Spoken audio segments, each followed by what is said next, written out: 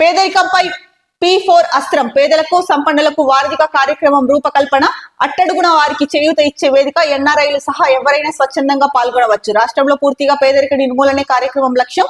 దాతలకు మార్గదర్శిగా, లబ్ధిదారులకు బంగారు కుటుంబంగా నామకరణం. మొదటి విడతలో 20 లక్షల కుటుంబాలకు లబ్ధి. సమీక్షలో సీఎం. ఉగాదికి అమరావతిలో ప్రారంభం. సో ఉగాదికి అయితే కనుక ఇంతకు ముందే చెప్పారు, గతంలో P4 ఏదైతే ఉందో దాన్ని తీసుకొస్తున్నాము.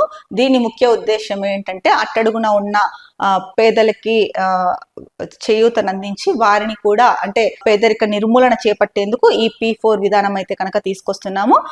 దీని ద్వారా ఎవరైతే పేదరికంలో ఉండిపోయారో వాళ్ళని పైకి తీసుకురావడమే దీని ఉద్దేశం అని కూడా చెప్పారు. అయితే ఇప్పుడు పేదలకు సంపన్నులకు వారధిగా ఈ కార్యక్రమం రూపొందించాము. ఈ కార్యక్రమం ఉద్దేశం అదే చెప్తున్నారు, అట్టడుగున ఉన్న వారికి చేయూత ఇచ్చే వేదిక P4 అని చెప్పేసి. సో ఎన్ఆర్ఐలు సహా ఎవరైనా సరే స్వచ్ఛందంగా ఈ P4 కార్యక్రమంలో పాల్గొనొచ్చు. అంటే ఏ రకంగా అయినా సరే వాళ్ళు అంటే పేదలకు సహాయం చేసే ఉద్దేశంలో వాళ్ళు స్వచ్ఛందంగా పాల్గొని వాళ్ళు హెల్ప్ చేయొచ్చు. ఇంకొకటి, రాష్ట్రంలో పూర్తిగా పేదరిక నిర్మూలన చేసేందుకే ఈ కార్యక్రమ లక్ష్యం. సో దాతలకు మార్గదర్శిగా, లబ్ధిదారులకు బంగారు కుటుంబంగా కూడా నామకరణం అంట. బంగారు కుటుంబం నామకరణం బాగుంది. రైతుల్ని పట్టించుకోండి ఫస్ట్. మీరు పేదరిక నిర్మూలన చేయండి, చాలా మంచిది. ఎందుకంటే కనుక ఏ రాష్ట్రంలో అయితే కనుక పేదరికం ఉండదో అప్పుడు ఆ రాష్ట్రం అభివృద్ధిలో ఇది కూడా ఒక ముఖ్య పాత్ర. పేదరికం లేకపోవడం ఇది చాలా మంచి కార్యక్రమమే. మీరు అనుకున్న వేలు చేసుకుంటూ వెళ్తే కనుక అది చాలా మంచి కార్యక్రమం. కానీ ఒకవైపు రైతుల గోడు వినకుండా, రైతులు పంట నష్టపోయినా కూడా వాళ్ళని పట్టించుకోకుండా, ఇంకొక వైపు ఏమో పేదరిక నిర్మూలన చేస్తాము అంటే ఎలా బ్యాలెన్స్ అవుతుంది రెండు? మీరు ఆలోచిస్తున్నారు దీని గురించి ఏమన్నా? మీరు చేపట్టే ఈ కార్యక్రమం చాలా మంచిదే. మీరు ఒక బంగారు కుటుంబంగా చేయాలనుకున్నప్పుడు మరి పేదల్ని పేదరికం లేకోకుండా వాళ్ళని ఒక పై స్థాయికి తీసుకురావాలన్న ఉద్దేశం చాలా మంచిది. ఇది అందరూ హర్షించదగ్గదే. కానీ రైతుల్ని అలా గాలికి వదిలేస్తారా? అప్పుడు మీరు బంగారు కుటుంబంగా నామకరణం చేసినా కూడా ఇంకొక వైపు వాళ్ళైతే కనుక బాధపడుతూ ఉంటారు కదా. మరి ఏ విధంగా బంగారు కుటుంబం అవుతుంది? ఒకసారి దీని గురించి కూడా ఆలోచించండి. మీరు పెట్టే P4 బాగుంది, పేదరిక నిర్మూలన చేయడము చాలా బాగుంది, రాష్ట్ర అభివృద్ధిలో అది చాలా దోహదపడుతుంది. కానీ అన్ని వర్గాలని కూడా పట్టించుకోవాలి.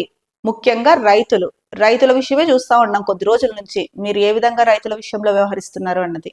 మొత్తానికి అయితే కనుక సో మొదటి విడతలో 20 లక్షల కుటుంబాల్లోకి లబ్ధి చేకూరుతుంది అని చెప్పేసి చెప్పారు.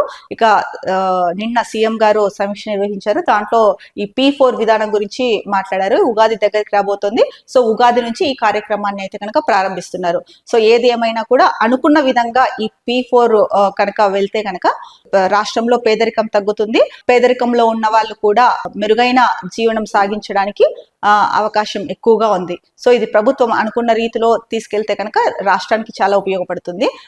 పేదలు తగ్గుతారు, అప్పుడు పేదరిక నిర్మూలన జరుగుతుంది, అప్పుడు రాష్ట్రం అభివృద్ధిలో మరో ముందడుగు పడుతుంది. ఇక కొలువు కష్టాలు, అమెరికా నుంచి తిరిగి వస్తున్న వారికి ఇక్కడ ఉద్యోగాలు రావడం కష్టంగా మారిన వైనం. ఐటీ సంబంధిత రంగాల్లో కాస్తంత మెరుగు. మెకానికల్, కెమికల్ ఇంజనీరింగ్ లోనూ కష్టమే. ఉద్యోగం వచ్చిన జీతం తక్కువని ఆవేదన.